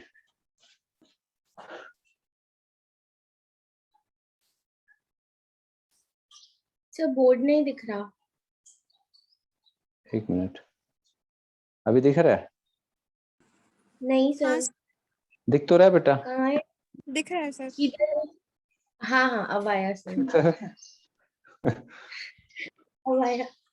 चलो, तो टेम्परेचर क्या है बेटा? मोस्ट इंपॉर्टेंट फैक्टर है, क्योंकि टेम्परेचर तो बहुत जरूरी होता है ना। और टेम्परेचर वेरिएशन के हिसाब से जो वेजिटेशंस होते हैं, जैसे अगर आप इक्वेटर से जैसे जैसे आप नॉर्थ या साउथ की तरफ जाते जाओगे तो टेम्परेचर धीरे धीरे क्या होगा? आ जाता टेम्परेचर, है। भाई ग्लोब कम। है ना, तो जितना ज्यादा सन रेज की इंटेंसिटी होगी उतना ज्यादा हीट जनरेट होगा, टेम्परेचर ज्यादा। टेम्परेचर वहां पर बनेगा, ठीक है। तो जैसे जैसे आप नॉर्थ या साउथ की तरफ जाते जाओगे तो क्या होते जाएगा, वहां पर टेम्परेचर थोड़ा कम सा होता कम जाएगा। होते जाएगा। तो टेम्परेचर के हिसाब से वहां का वेजिटेशन डेवलप होगा कि कोनिफर है कि क्या है, बारिश हो रही है या फिर बर्फ गिर रहा है, उसके हिसाब से वहां का वेजिटेशन होगा। साथ ही साथ जैसे जैसे आप जो प्लेन एरिया है, जैसे रायपुर जो रहता है वो प्लेन एरिया है, ठीक है। फिर जैसे जैसे आप हिमालयन रेंज पे जाओगे तो जैसे जैसे आप थोड़ा हाई एल्टीट्यूड पे जाओगे तो भी वहां पर टेम्परेचर क्या होता जाएगा, धीरे धीरे कम होते जाएगा। तो टेम्परेचर जो रहता है वो इक्वेटर से नॉर्थ और साउथ पोल में कम होते जाता है, और प्लेन एरिया से टेम्परेचर कम होते जाएगा किस जगह पर? किस जगह पर? माउंटेन हिल में, ठीक है। Yes. तो टेम्परेचर जो रहता है वो लो से हाई होता है, मतलब वो माइनस से जो रहता है वो more than 50 degree centigrade temperature तक के जाता है। तो जो भी ऑर्गेनिज्म है वो अगर बहुत ही लो टेम्परेचर में रह रहा है तो वो उसके हिसाब से उस हैबिटेट के हिसाब से वो ढल जाएगा। कोई भी ऑर्गेनिज्म हो, प्लांट हो, चाहे एनिमल हो, चाहे माइक्रोब हो, कोई भी बायोटिक कंपोनेंट्स के जो भी जो एनिमल है, प्लांट है या माइक्रोब है, कोई भी कम्युनिटी होगी वो उस क्लाइमेट के हिसाब से अपने आप को ढाल लेगा, लो टेम्परेचर से हाई टेम्परेचर। तो जैसे आप लोग देखे होंगे कि कई लोग बहुत लो टेम्परेचर पे भी रहते हैं, ठीक है, बर्फ Yes, वाले sir. जगह पे रहते हैं, है ना। जैसे कि जो भालू वालू को देखे होंगे मतलब आप कि लोग, है ना, स्नो लेपर्ड भी होता है और स्नो बियर जो रहता है, देखे हो आप लोग टीवी में। yes, sir. जी सर। सर कैमरा ऑफ है।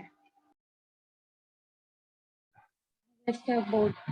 हाँ, ठीक है। देन उसके बाद टेम्परेचर का और क्या रोल है बेटा, जैसे कि कुछ कुछ जो एनिमल्स होते हैं वो बहुत लो टेम्परेचर पर हैं, कुछ कुछ हाई टेम्परेचर पर हैं, ठीक है। तो ये ऐसा क्यों कर पा रहे हैं वो लोग, क्योंकि या तो वो लोग उस टेम्परेचर को मेंटेन कर सकते हैं इंटरनली, बाहर जो भी टेम्परेचर हो, फिजियोलॉजिकली वो लोग क्या है बेटा, स्टेबल है, फिजियोलॉजिकली स्टेबल है वो लोग, ठीक है। कुछ जो ऑर्गेनिजम्स होते हैं वो बोल सकते हैं कि वाइड रेंज ऑफ टेम्परेचर को टॉलरेट कर सकते हैं, वाइड रेंज ऑफ टेम्परेचर को टॉलरेट कर सकते हैं। तो कुछ ऐसे ऑर्गेनिजम्स होते हैं टॉलरेट करते हैं, tolerate wide range. Sir board नहीं दिख रहा। अरे यार ये क्या हो रहा है।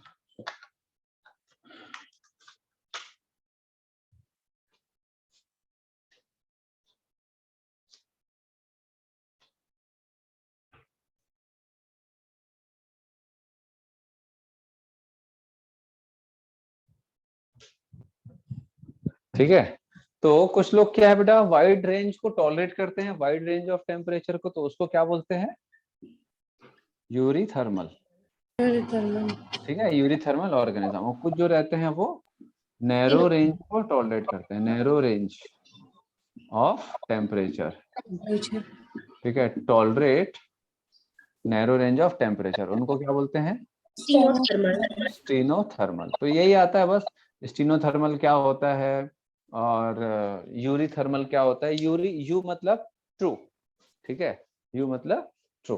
तो यूरीथर्मल, तो अगर मैं पूछूं आपसे कि भाई यूरीथर्मल का एक आध एग्जांपल बताओ, तो वाइड रेंज ऑफ टेम्परेचर को टॉलरेट कर सकते हैं, कम से ज्यादा तक का।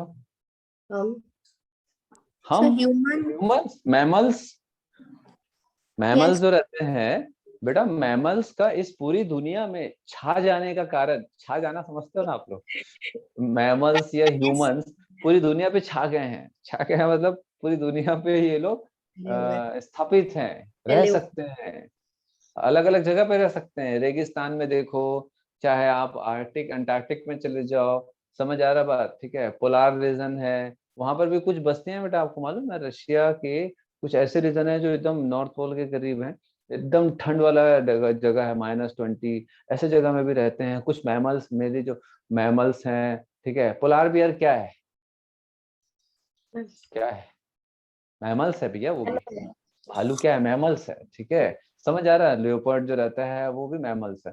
तो मैमल्स जो रहते हैं वो बहुत वाइड रेंज के टेम्परेचर का वेरिएशन को झेल सकते हैं। जैसे बहुत ठंडी हुआ तो क्या होगा, शिवरिंग हो जाएगा, बहुत ज्यादा गर्मी हुआ तो पसीना निकलेगा। तो इंटरनल होम्योस्टेसिस को मेंटेन करके रखते हैं।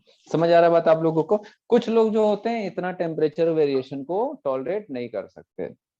स्टोनोथर्मल, स्नेक हो गया, मछली हो गए, मछली वगैरह को देखना है जो गर्मी के समय पे क्या होता है बेटा, गर्मी के समय पे तालाब का जो पानी है वो नीचे की तरफ गर्म रहता है या ऊपर की तरफ,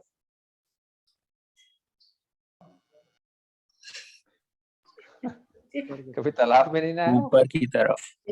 गर्मी में बेटा नीचे की तरफ गर्म रहता है, ऊपर की तरफ ठंडा रहता है। समझ आ रहा है, ऊपर वाला पानी तो ठंडा रहता है जैसे नीचे जाओगे तो, और ठंड के समय में जो रहता है नीचे की तरफ उल्टा बोल रहा हूँ क्या, उल्टा नहीं बोले सर? हाँ, ऊपर की तरफ गर्म हाँ, रहता है, नीचे ऊपर की तरफ गरम ठंडा। नीचे ठंडा। हाँ, और ठंड के समय में ऊपर ठंडा नीचे गरम। गर्म, ऐसा ठंड के समय में, ठीक है। तो मछलियां जो रहती हैं वो भी उसी हिसाब से उस जगह पे होते हैं। तो मछली पकड़ने वाले लोग जो रहते हैं वो लोग जानते हैं ठंड के समय में वो लोग बहुत ज्यादा डीप होंगे या सुपरफिशियल होंगे, गर्मी के समय वो लोग ऊपर की तरफ होंगे या नीचे की तरफ होंगे, वैसा वो लोग जाल बिछाते हैं। समझ आ रहा बात? क्योंकि हम भी ऐसा किए हैं गाँव में, ठीक है। हाँ, ठीक है, मछली वछली पकड़ने जाते थे, खाते नहीं थे बट जाते थे। चलो, तो ये टेम्परेचर जो रहता है बेटा स्टीनोथर्मल, फिशेस हो गए बहुत सारे, और सांप वाप को देखोगे तो गर्मी के समय वो लोग ज्यादा बाहर नहीं निकलते हैं, ठीक है। दिन में आप ज्यादातर नहीं देखोगे, रात को ही देखोगे। तो इस टाइप का जो रहता है ये कम टेम्परेचर को टॉलरेट करते हैं, ठीक है, कम रेंज को, ठीक है। क्लियर हो रहा है ये, है ना? इसको हटा रहा हूँ फिर। देन उसके बाद सर लाइट बर्ड यूरीथर्मल है क्या? है। बर्ड जो रहते हैं बेटा वो लोग मॉडरेट होते हैं, मॉडरेट यूरिथर्मल, बहुत ज्यादा नहीं रहते हैं, ठीक है। लेकिन वो लोग भी अपने बॉडी टेम्परेचर को मेंटेन कर सकते हैं एक लेवल तक। मैमल जितने नहीं करते हैं, मैमल से थोड़ा सा कम करते हैं, ठीक है। नैरो रेंज को नहीं, वो लोग नैरो रेंज के नहीं होते हैं, वो लोग यूरिथर्मल वो लोग भी होते हैं, टेम्परेचर को मेंटेन कर सकते हैं, होम्योस्टेसिस करते हैं वो लोग। हॉट ब्लडेड जितने भी एनिमल्स है ना बेटा, जो भी हॉट ब्लडेड होते हैं वो लोग जो रहते हैं करते हैं, लेकिन उनमें ठंड बर्दाश्त करने की रहती है, लेकिन बहुत ज्यादा गर्मी बर्दाश्त नहीं कर सकते बर्ड्स लोग। तो इसलिए थोड़ा सा उनका रहता है, बहुत ज्यादा ठंड बहुत ज्यादा गर्मी नहीं कर पाते, मॉडरेट रहता है उनका, है ना। ये थोड़ा सा सीवियर वाला बताया मैंने, यूरी थर्मल जो वाइड रेंज, ये बहुत नैरो रेंज। वो लोग जो रहते हैं वो नैरो नहीं रहता, उनका थोड़ा सा ज्यादा रहता है, ठीक है, लेकिन एकदम ज्यादा नहीं रहता है बर्ड्स का। चलिए, देन उसके बाद देखते हैं बेटा लाइट। अब लाइट क्या होता है भैया? लाइट तो बहुत इंपॉर्टेंट है। क्यों इंपॉर्टेंट है? फोटोसिंथेसिस होता है, खाना फोटोसिंथेसिस के बनता है। लिए, है ना। तो भाई बिना लाइट के तो फोटोसिंथेसिस नहीं होगा, है ना, बिना लाइट के फोटोसिंथेसिस नहीं होगा। तो ये तो बहुत जरूरी है, इंपॉर्टेंट है ना। और सनलाइट जो रहता है उससे फोटोसिंथेसिस होगा, प्रोड्यूसर्स बनेंगे। और सारी सृष्टि जो रहती है वो प्रोड्यूसर पे ही डिपेंड करता है, सारे सब जो रहते हैं वो प्रेडेटर से ही, बेटा हम भी प्रेडेटर हैं, यानी एक मेंढक भी प्रेडेटर है, एक कीड़ा भी प्रेडेटर होता है, ठीक है। वो जो इंसेक्ट्स होते हैं, मैक्सिमम इंसेक्ट जो होते हैं 70 to 80% इंसेक्ट्स जो होते हैं इस दुनिया के, वो प्लांट का जो सैप होता है, ठीक है, उस पर डिपेंड करते हैं वो लोग, उसके फूल का जो रस होता है उस पर डिपेंड करते हैं उसमें, है ना। तो मेरा बताने का ये मकसद है कि भैया लाइट बहुत इंपॉर्टेंट होता है, लेकिन कई ऐसी जगह होती है जहां पर लाइट अच्छे से नहीं पहुंच पाती है, डीप सी वगैरह हो गया। तो वहां पर क्या होता है कि अलग अलग लाइट का भी एक क्या होता है बेटा, वेवलेंथ्स होते हैं। तो लाइट के अलग अलग वेवलेंथ्स जो होते हैं उसको एब्जॉर्ब करने के लिए अलग अलग लेयर्स में सी में होते हैं। जैसे कि हम लोग देखें बेटा एल्गी में, ठीक है। तो एल्गी में अगर आप देखोगे तो ग्रीन एल्गी होता है, ब्राउन एल्गी होता है, रेड एल्गी होता है, ठीक है। तो कौन सबसे डीप सी में पाया जाता है? Red algae. Sir red alga. क्यों? अगर ग्रीन एल्गी सबसे डीप में वेवलेंथ। होगा तो वेवलेंथ उसका कम है, ज्यादा नीचे तक नहीं पहुंच पाएगा, तो फोटोसिंथेसाइज नहीं कर पाएगा। तो लाइट का जो वेवलेंथ है ना, एक स्पेक्ट्रम को एब्जॉर्ब करते हैं बेटा प्लांट जो रहता है। कोई ग्रीन को, मैक्सिमम लोग तो ग्रीन को ही करते हैं, लेकिन कुछ जो प्लांट्स होते हैं जैसे कि हम लोग देखे ना बेटा, brown alga, red red. Alga, ये लोग थोड़ा सा नीचे की तरफ भी होते हैं, बेंथोस होते हैं थोड़ा सा, ठीक है, थोड़ा सा डीप होते हैं। तो ये लोग जो लाइट का जो वेवलेंथ है, ज्यादा से ज्यादा जो वेवलेंथ, रेड एल्गी जो रहता है वो रेड वेवलेंथ, और रेड वेवलेंथ जो रहता है वो ज्यादा दूर तक जाएगा। समझ आ रहा है बात? तो वो उसको एब्जॉर्ब करके फोटोसिंथेसिस करते हैं और प्रोडक्ट बना रहे हैं, ठीक है। तो ये सारी चीजें हैं, इसमें पढ़ोगे तो एक बार में समझ आ जाएगा। देन उसके बाद फिर उस पे देखते हैं वाटर। अब वाटर तो रहता है बेटा एक सबसे इम्पोर्टेंट कंपोनेंट्स है हमारे, क्या पूरी दुनिया के जो भी सेल्स होते हैं वायरस को छोड़ के, ठीक है, वायरस को छोड़ के, तो सारे सारे जो भी ऑर्गेनिजम्स हैं, लिविंग ऑर्गेनिज्म, क्योंकि वायरस को हम इसलिए भी नहीं लेते हैं क्योंकि वो लिविंग और नॉन लिविंग के बीच का होता है। तो जो भी क्या बोलते हैं लिविंग सेलुलर ऑर्गेनिज्म है, उन सभी में वाटर एक इंपॉर्टेंट कंपोनेंट है। क्यों वाटर एक इंपॉर्टेंट कंपोनेंट है? क्यों? हमें हर चीज के लिए पानी चाहिए। साइटोप्लाज्म। हमारे साइटोप्लाज्म पानी से बना है। हर चीज के लिए पानी चाहिए सर, पीने के लिए, नहाने के लिए, कपड़ा धोने के लिए, ठीक है, नहीं, तैरने, स्विमिंग भी हमारी के लिए। बॉडी पानी से बनी है मैक्सिमम।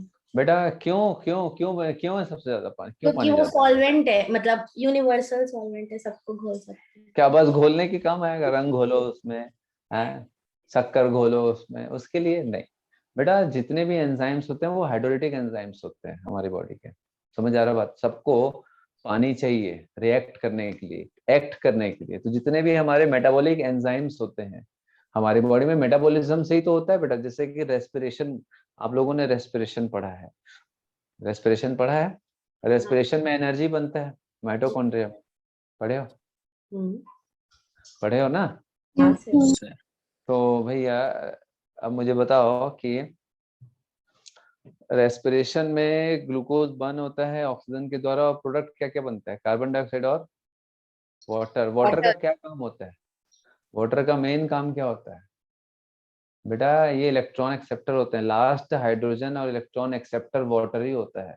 वाटर अगर नहीं बन रहा है, वाटर अगर नहीं बन रहा है तो बेटा फोटोसिन रेस्पिरेटरी प्रोसेस भी कंप्लीट नहीं होगा माइटोकॉन्ड्रिया में। समझ आ रहा बात? तो अब ये वाटर फोटोसिंथेसिस के लिए भी जरूरी है, आप लोगों ने देखा है, क्योंकि कार्बन डाइऑक्साइड के साथ में हाइड्रोजन जो मिलता है और ग्लूकोज बनता है, उसके लिए हाइड्रोजन भी वाटर से आता है।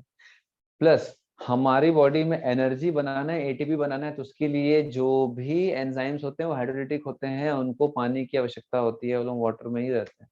समझ आ रहा है? तो बेटा मेटाबॉलिक एक्टिविटी, एनर्जी बनाना, एनर्जी कंज्यूम करना, चाहे एनर्जी का स्टोरेज हो, सबके लिए पानी चाहिए रहता है। समझ आ रहा है? फैट को भी बनाने के लिए पानी चाहिए रहता है ना, स्टोर करने के लिए भी पानी चाहिए रहता है। ठीक है, तो बिना एंजाइम के तो मेटाबॉलिज्म होगा नहीं, और बिना मेटाबॉलिज्म के एनर्जी वगैरह तो कुछ आएगा नहीं, तो सेल ऐसे भी मर जाएगा। तो पानी इसीलिए बहुत नेसेसरी चीज होता है हमारे लिए।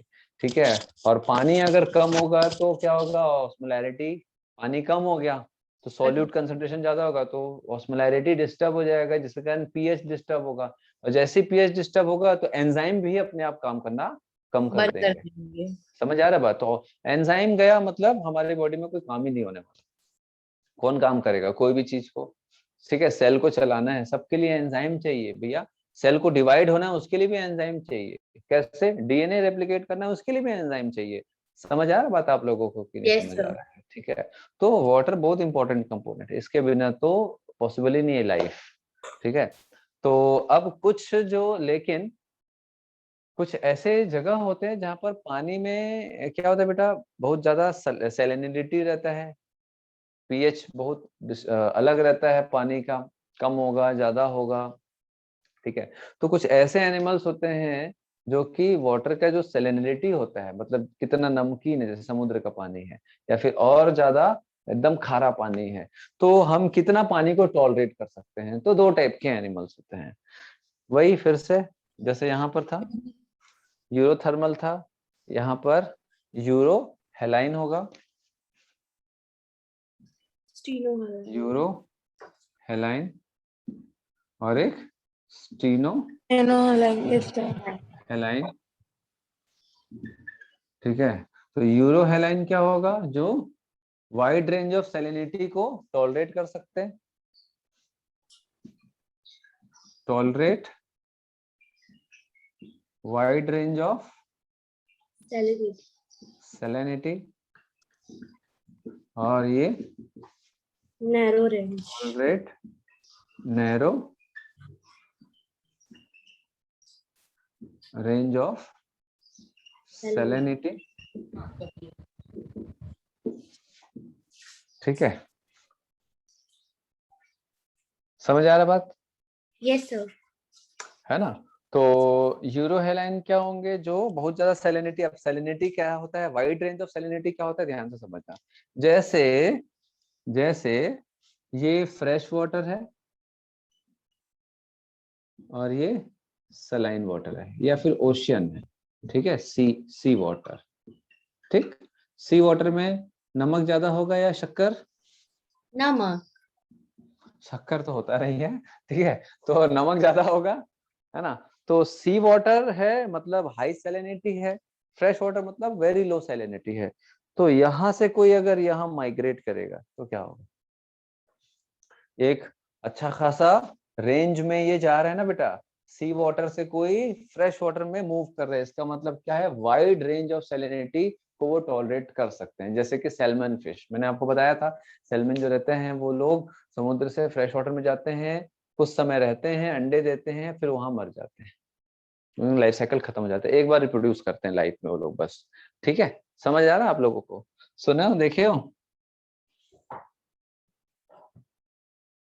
मैक्सिमम ऑर्गेनिज्म जो होते हैं बेटा स्टीनोहेलाइन होते हैं। ठीक है, मैक्सिमम ऑर्गेनिज्म जो होते हैं वो स्टीनोहेलाइन के होते हैं। समझ आ रहा है?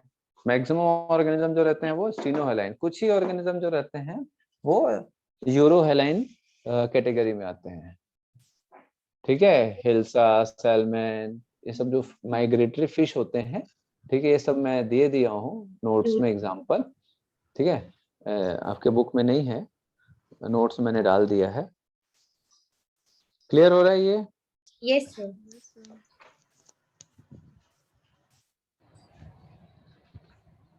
चलिए, देन उसके बाद क्या देखेंगे बेटा, सॉइल। अब सॉइल का क्या इंपॉर्टेंस है, सॉइल का क्या इंपॉर्टेंस है भाई, सॉइल जो रहता है एक बहुत इंपॉर्टेंट पैरामीटर है ये भी। क्यों?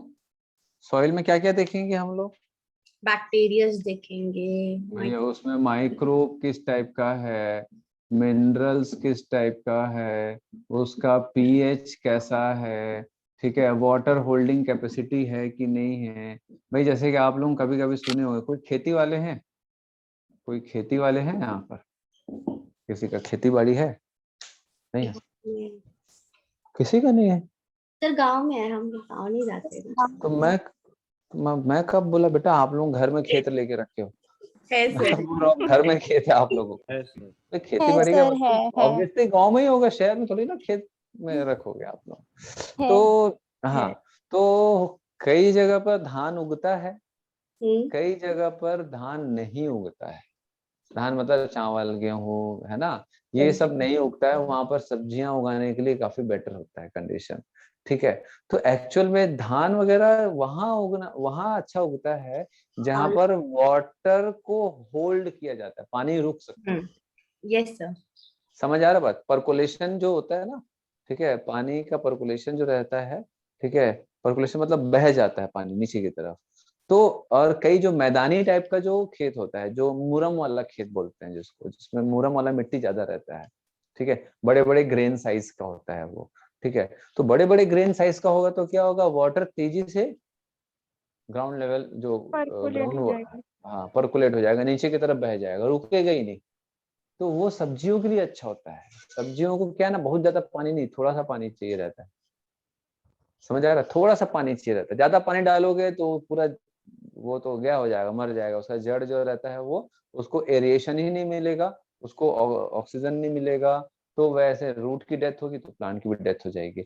लेकिन जो धान होते हैं उनको देखना बेटा, कभी आप धान के खेत में जाओगे तो पानी लबालब भरा रहता है, चावल के खेत में देखोगे ना, चावल जो धान रहता है लबालब पानी भरा हुआ होना चाहिए, उसको पानी अच्छा खासा चाहिए, नहीं मिलेगा तो गया वो, अच्छा प्रोडक्शन नहीं होगा।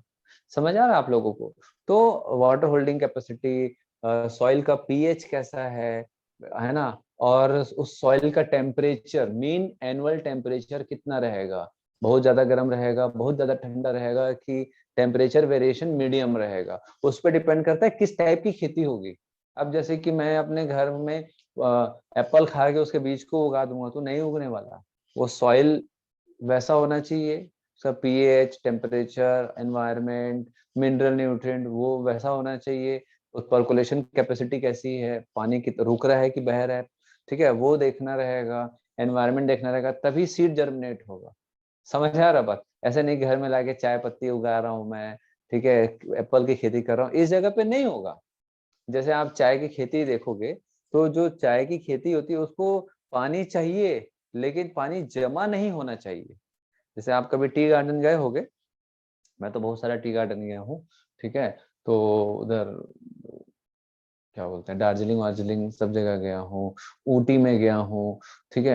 हमारे छत्तीसगढ़ के भी जो नॉर्थ छत्तीसगढ़ है वहां पर जो हिली एरिया है, अंबिकापुर वाला एरिया है, वहां भी टी गार्डनिंग होती है, ठीक है, चाय उगाते हैं। तो ये सब जो रहता है ना वो पहाड़ों पे होता है। पहाड़ पे क्या पानी नीचे बहते जाता है ऐसा। तो ये सारा चीज डिपेंड करता है सॉइल पे। तो सॉइल का बहुत सारे जो फैक्टर्स हैं जो मैंने बताया उस पर डिपेंड करता है वहां पर वेजिटेशन कैसे होगा। समझ आ रहा है बेटा आप लोगों को? ठीक है। जैसे जो सब्जी उब्जी उगाते हैं उसके लिए बेस्ट होता है बेटा जो मोटे दाने, जो ग्रेन साइज बड़ा बड़ा होता है ना, वो मिट्टी अच्छी होती है, पानी रुकता नहीं। लेकिन उसके लिए भी अभी नए नए टेक्निक हैं, जैसे ड्रिप सिस्टम आ गया। अगर आप किसी भी खेत में क्या करो, पानी ज्यादा मत भरो, ड्रिप सिस्टम डाल दो। लेकिन उसमें खराब कब होता है खेती? जब बहुत बारिश होती है एक ही दिन में भयंकर सारा, ठीक है, 100 mm बारिश हो जाता है, 150 mm ऐसा लबालब पानी, इतना पानी अगर गिर गया, इतना इतना पानी गिर जाता है कई बार, तो क्या होगा, उस मिट्टी में पानी रुक जाता है। तो फिर फसल अगर कंटिन्यू 5-7 दिन, एक हफ्ता 2 हफ्ता अगर बारिश हो गया उस टाइप की मिट्टी में, तो बेटा फिर वो पूरा सब्जी का फसल बर्बाद हो जाता है। लेकिन अगर जो मैंने बताया जिसमें ग्रेन साइज ज्यादा है, जो सब्जी उब्जी के लिए अच्छा होता है, उसमें कितना ही पानी गिरेगा सीधा नीचे चला जाएगा, रुकेगा नहीं ज्यादा समय तक, जल्दी जल्दी नीचे चले जाता है। समझ आ रहा बात? तो ये डिफरेंस आ जाता है। फिर नॉर्मली या तो आप कहीं भी कर सकते हो, ठीक है। समझ आ रहा है बात आप लोगों को? Yes sir. क्या क्या बता रहा हूँ? हाँ सर। चलो, रेस्पॉन्स टू एबायोटिक फैक्टर्स एक नया आपका टॉपिक है ना, रेस्पॉन्स टू एबायोटिक फैक्टर्स। अब एबायोटिक फैक्टर्स क्या होते हैं भैया? जैसे ठंडी है, गर्मी है, ज्यादा हीट है, टेम्परेचर ज्यादा है, बारिश है, ठीक है, कम बारिश है, इस पे हमारा जो बॉडी है वो कैसे कंपनसेट करेगा? तो हमारी बॉडी एक्चुअल में होमोस्टेसिस के थ्रू इंटरनल बॉडी टेम्परेचर को क्या करता है बेटा, या इंटरनल बॉडी के एनवायरनमेंट को, सिर्फ टेम्परेचर ही नहीं, इंटरनल बॉडी एनवायरनमेंट को भी कंपनसेट कर लेता है। जैसे फॉर एग्जांपल हमारी बॉडी में पानी कम है, पानी कम है तो पानी को रोकेगा कौन? किडनी रोकेगा। हमारी बॉडी में ज्यादा नमक है, जैसे कोई ज्यादा नमक खा लिया, पानी नहीं पी रहा है, तो क्या होगा? ज्यादा नमक खा लिए और नमकीन चीज ज्यादा खा ली लेकिन पानी नहीं पी पा रहे हैं, मतलब कम कंसंट्रेट पानी, हो जाएगा यूरिन। कंसंट्रेट हो जाए, यूरिन कंसंट्रेट मतलब किस सेंस बेटा, किस सेंस में जाएगा? पानी को रोक के रखेगा बॉडी में। पानी को रोक के रखेगा, तो बेटा नमक तो ज्यादा है तो पानी की तो जरूरत ज्यादा हो जाएगी ना, ऑस्मोलैरिटी बढ़ गई, ऑस्मोलैरिटी तो बढ़ गई, सॉल्यूट कंसंट्रेशन ज्यादा हो गया, ठीक है, पीएच भी डिस्टर्ब होगा। फिर क्या करेगा बॉडी? सॉल्ट को बाहर निकालेगा, यूरिन से सॉल्ट बाहर निकलेगा। समझ आ रहा है? जो भी चीज ज्यादा होता है, चाहे सॉल्यूट हो चाहे सॉल्ट हो, वो बॉडी से रिमूव हो जाएगा। समझ आ रहा है? इसी को होम्योस्टेसिस बोलते हैं, ठीक है। तो कई सालों से हमारी बॉडी क्या है बेटा, ह्यूमंस की बॉडी खास तौर पे, जैसे जैसे एनवायरनमेंट, मैंने आपको बताया ना कि ह्यूमन दुनिया के कोने कोने में छा गए हैं, उसका सबसे बड़ा रीजन क्या है? एडेप्टेशंस। हमारी बॉडी जो रहती है ठंड से लेके गर्मी तक के एनवायरनमेंट को झेलने के लिए एडेप्ट हो चुका है काफी अच्छे से, ठीक है। इसीलिए हम हर जगह घुस जाते हैं। समझ आ रहा है बात? हर जगह घुसे पड़े हैं, ठंड वाला जगह, बरसात वाला जगह, जंगल, रेगिस्तान, ठीक है, जहां पर कोई रहना नहीं पसंद करेगा, मैमल्स वहां घुस जाते हैं। तो ये कोई 1-2 दिन में नहीं हुआ एडेप्टेशन, ये कई लाखों सालों में मैमल्स में एडेप्टेशन होते गया। और हमारे में वो सारे जीन्स हैं बेटा, मैं आपको बता दूं, ह्यूमन में वो सारे जीन्स हैं जो हमारे जो पूर्वज, जो हमारे जो एंसेस्ट्रल मैमल्स हैं वो झेल चुके हैं, वो एनवायरनमेंट, वो सारे एनवायरनमेंट के जीन्स हमारी बॉडी में, हम लोगों ने पढ़ा है जेनेटिक्स में कि हमारी बॉडी में कई ऐसे जीन्स हैं जिसके बारे में हमको नहीं मालूम, जिनका फंक्शन नहीं मालूम, जो कोई काम ही नहीं करते। पढ़े हम लोग, पढ़े हो आप लोग, ध्यान दिए हो कभी? ठीक है, यस, ह्यूमन है ना? जीनोम। ह्यूमन कई ऐसे जीन्स होते हैं जिसके बारे में हमको मालूम नहीं है कि ये क्या काम करता है, और जो जीन आइडेंटिफाई किए हैं उनका फंक्शन नहीं मालूम है, आइडेंटिफाई भी हो चुका है लेकिन उनका फंक्शन नहीं मालूम है। और कई ऐसे जीन है जो काम तो करते हैं लेकिन क्या काम करते हैं हमको नहीं समझ आता। और कई ऐसे जीन है जो जीन हैं लेकिन इनएक्टिव है, चुपचाप ऐसे बैठे हुए हैं। तो अभी वो लोग क्यों ऐसे बैठे हैं? पहले कभी काम करते होंगे, पहले कभी वो काम करते होंगे, नहीं मालूम क्या काम करते होंगे, लेकिन वो आज हमारे में है। लेकिन हो सकता है वो कल के रोज फिर से काम करने लग जाए वैसा एनवायरमेंटल कंडीशन के हिसाब से। तो जरूरत स्टोरेज है एक प्रकार का जीन, जरूरत मतलब जरूरत से ज्यादा हमारे पास जीन्स के टाइप्स हैं, काम कुछ ही करते हैं, कुछ ही करते हैं। क्यों कुछ कर रहे हैं? क्योंकि हम कुछ लिमिटेड एनवायरनमेंट में हैं, लिमिटेड क्लाइमेटिक कंडीशन को हम लोग फेस कर रहे हैं। समझ आ रहा है? जैसे जैसे हमारी स्पीशीज अलग अलग टाइप की क्लाइमेटिक कंडीशन को फेस करेगी वैसे वैसे वो जीन काम करने लगेंगे या नया जीन डेवलप होगा हमारे में। ठीक है, जैसे हम जो है बेटा अभी कम ऑक्सीजन लेवल पे काम करना अब स्टार्ट होगा। क्यों? अभी आप देख रहे हो कम ऑक्सीजन है, ठीक है, ऑक्सीजन सिलेंडर चाहिए, है ना, कोरोना में देख ही रहे हो आप लोग। तो ऑब्वियसली पेड़ कट रहे हैं, है ना, और हमारे आसपास का एनवायरनमेंट गर्म होते जा रहा है, ठीक है, ग्रीन हाउस इफेक्ट बढ़ते जा रहा है। तो इससे कुछ ना कुछ तो हमारी बॉडी में चेंजेस आएगा, और यही अगर कई सौ सालों तक रहा, कई हजार साल तक अगर ऐसे ही कंडीशन वॉर्स होते गए, तो हमारी बॉडी भी उस वॉर्स कंडीशन के लिए अडेप्ट होते जाएगी। ठीक है, वॉर्स कंडीशन के लिए अडेप्ट होते जाएगी। समझ आ रहा बात कि यस नहीं? सर। है ना? तो हम नेक्स्ट क्लास में क्या पढ़ेंगे कि कोई भी ऑर्गेनिज्म जो है अपने आसपास के एनवायरनमेंट से कैसे इंटरेक्ट करता है, और क्या वो उस एनवायरनमेंट के हिसाब से अपने आप को इंटरनल होम्योस्टेसिस कर पाता है। होम्योस्टेसिस समझते हैं आप लोग? टेम्परेचर हो, रिप्लेस चाहे करना। ऑस्मोलैरिटी हो, सॉल्यूट हो, सॉल्वेंट, जो भी एडजस्ट करना है बॉडी के अंदर, जो भी हलचल तबाही मचा हुआ है उसको एडजस्ट कर लेता है बॉडी। ठीक है, तो ये होम्योस्टेसिस होता है, इंटरनल होम्योस्टेसिस। तो आसपास के एनवायरनमेंट के हिसाब से हमारी बॉडी कैसे होम्योस्टेसिस करती है, ठीक है, और कैसे अपने आप को सरवाइव कराती है। ठीक है, और कई लोग थोड़ा सा ही एडजस्ट कर पाते हैं और कुछ लोग बिल्कुल एडजस्ट नहीं कर पाते हैं। तो वो लोग क्या करेंगे, हम क्या करेंगे? वो लोग जो थोड़ा सा नैरो एडजस्टमेंट कर पाते हैं वो लोग कैसे रहेंगे, और जो बिल्कुल भी एडजस्ट नहीं कर पाते हैं वो लोग उस एनवायरनमेंट में कैसे रहेंगे, या उस एनवायरनमेंट को छोड़ के चले जाएंगे, माइग्रेट कर जाएंगे, या अपने आप को कहीं छुपा लेंगे। वो सारी चीजें हम लोग जो है नेक्स्ट क्लास में देखेंगे। देखेंगे। ठीक है, तो आप लोग समझ ही गए होंगे मैं क्या बताना चाह रहा हूँ। ठीक है, यस सर। चलो फिर अभी आप लोगों का टाइम हो गया है, नेक्स्ट टॉपिक को पूरा ही समझाना पड़ेगा तो मेरे को टाइम लग